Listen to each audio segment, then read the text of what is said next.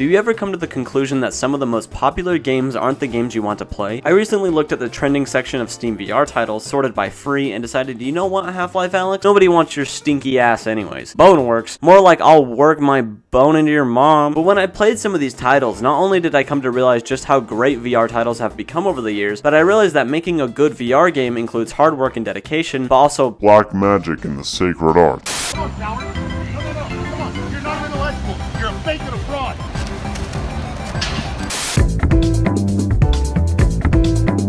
We've all heard of PC Building Simulator, the game where you can build PCs and learn about the fundamentals of computer building. This is the great value version of that. PC Virtual Lab was designed around being an educational program rather than being a game. I don't mean to toot my own horn here, but I've been known to tamper in the PC building scene a little bit. This right here, this would be like trying to take financial advice from a crackhead at a Denny's. This would be like trying to take fitness advice from a 600-pound 4chan mod. To be fair, it's not entirely all bad. I'd imagine this would be best suited in an actual classroom and not a 20-something childhood bedroom, but regardless, if you put a game on Steam, it's going to get more traction than just whatever school decided to make a VR game during their lunch break. The game is silent, nothing to provide any feedback as to what you're doing, interacting is borderline impossible, and the actual building part of this game isn't actually making you build anything. You don't do anything with cabling, and it only lasts about 10 minutes.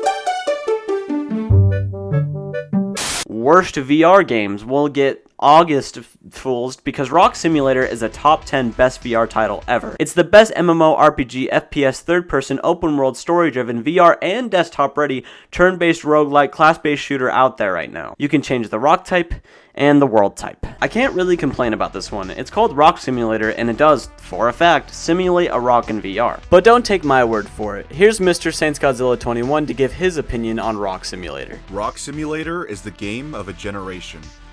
Each time I play it, I'm brought to tears. It is just miraculous. It's beautiful, breathtaking, spiritual, enlightening. There's not enough I could say about this masterpiece. Screw Saints Row, I got Rock Simulator! 10 out of 10, best game ever, Boneworks. Who?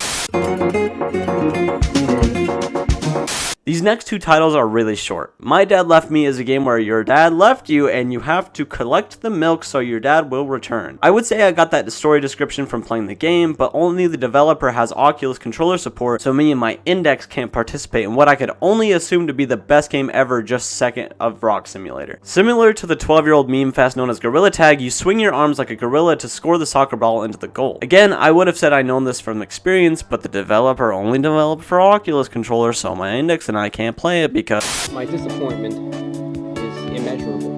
Little fun fact about this game, VRKid 9000 was released on my birthday this year. So while I was out celebrating turning 20, someone out there was celebrating their recently published VR title.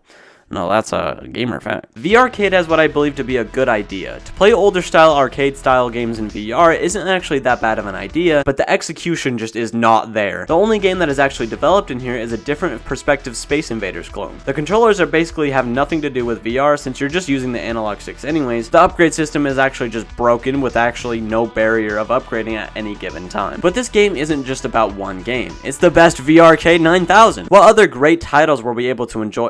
Oh, I'm not trying to drag these developers like a high school girl on her Sweet 16, but you can develop a game without uploading the dev build. It is interesting to see what models they've already produced before they've done anything with them, but nevertheless, my point still stands.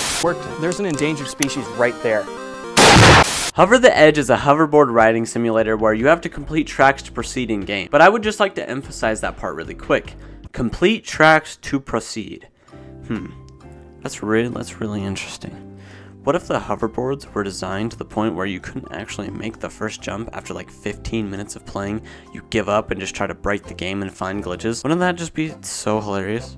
Who would ever do that? The way you control the hoverboard is where you lean into the turn, giving the experience a slight motion sickness effect, but once you match your feet with the character model in game, it's not too bad. Speaking on that, you do have arms in this game, but the rest of the body is completely static, even the head, so the camera is just clipping into the model at all times. The way you power your board is just a simple button press, but the board is powered with your energy that also controls your jump. So when you run out of energy, you're stuck with no power and no way of jumping, which this platform is too long to have enough power to do both. You don't want to be like this. This is disgusting. Don't play the free games on Steam that either don't work or are extremely limited in what you can do. Thank you all for 1,200 subscribers, it really does mean a lot. I keep saying this, but I do have a video planned for 1,000 subscribers that should be out for the next week's video. Thank you all for watching, and I will see you all soon.